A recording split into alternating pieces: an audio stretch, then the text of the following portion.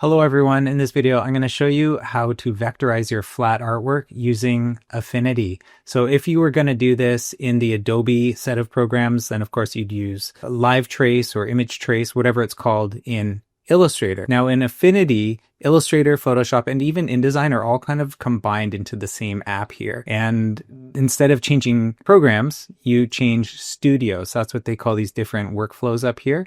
So I want to make sure that I'm in the Vector Studio, and I want to make sure that my flat artwork, I just loaded this up from a JPEG file, is visible or selected, I should say, in my layers panel. And that layers panel down there on my lower right here is just like the layers panel in Photoshop for all intents and purposes.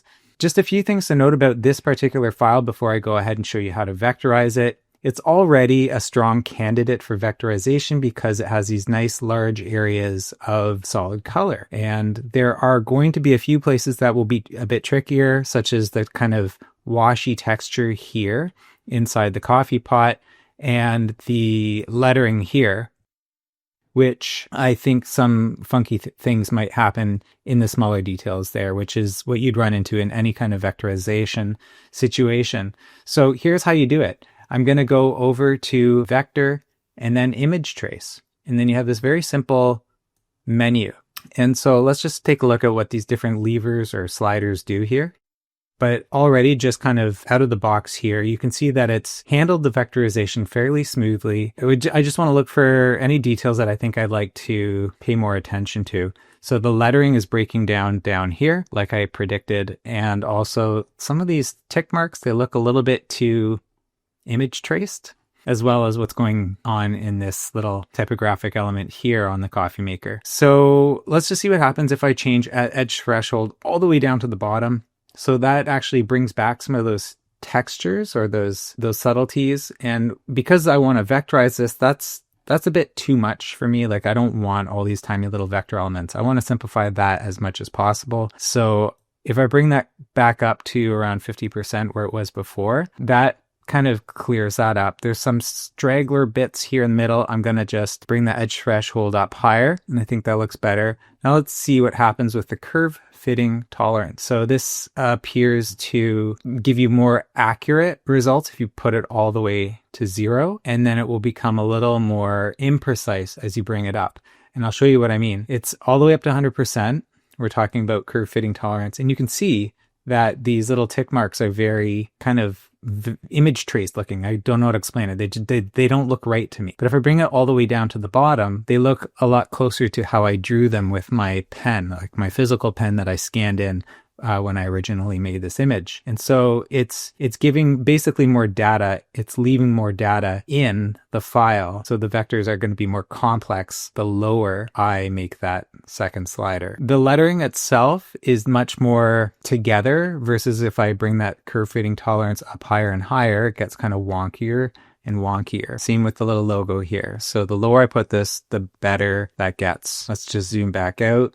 Now the problem is I want the detail that I see here in terms of the lettering like I just showed and the tick marks and these lines, but I also want that red background. I need to make a choice about what I want to do. And I think what I would do in this case is do this in 2 steps. I can easily bring that red background in just by drawing a shape after the fact, because that's just a red background. So I'm going to bring this slider all the way down to probably the minimum just to preserve as much detail in the lettering as possible. And then I'm going to hit apply. And then when you look in the layers panel, and I'll just bring this up so we can take a closer look, you can see that it's created all these vector paths out of my flat artwork. It looks messy. It looks like a lot, but you know, if you want to vectorize something, that's what's happening here. And so the question is, how do we get that red background in? That's what I'm going to be looking for right now. So I'm just going to go, and I'm still in vector mode. I'm going to go to this shape tool down here, the rectangle tool, and I already have that red color selected, or I should have it in my palette at least. Let's see. I'll just move it down to the very bottom of everything here, and then I'll make it that red color. And then there we go. I've officially successfully vectorized my file. Now, where it comes to vectorizing files, depending on the file, you're going to have some quirky things. It's just not a perfect system, even in Illustrator. I would want to go back in and kind of figure out what's going on in this logo. It's not a perfect trace, but it wasn't like a super high resolution file to begin with either. But all in all, not a bad result for such a simple step, basically. And I'll show you how to do this real quick. I talked a lot, but just in sum, if I go back to just the way it was before, you go to Vector, Image Trace, and then choose your settings, whatever you want them to be, hit Apply, and you're done. I hope this video helped you. Please let me know in a comment if it did, and let me know if there's anything else you'd like to learn from me about Affinity, especially if you are coming over from Photoshop. Thank you very much. I'll see you in the next one.